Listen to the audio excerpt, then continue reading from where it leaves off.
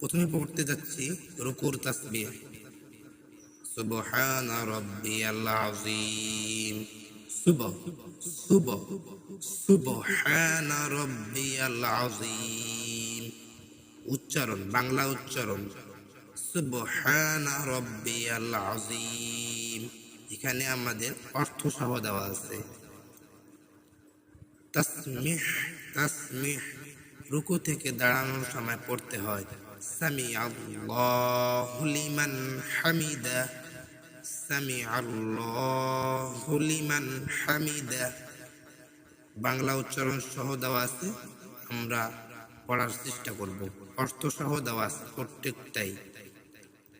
তাহমিদ রুকু থেকে দাঁড়িয়ে পড়ার দোয়া রব্বানা লাকাল হামদ, রব্বানা লাকাল হামদ। বাংলা উচ্চারণ সহ দেওয়া আছে,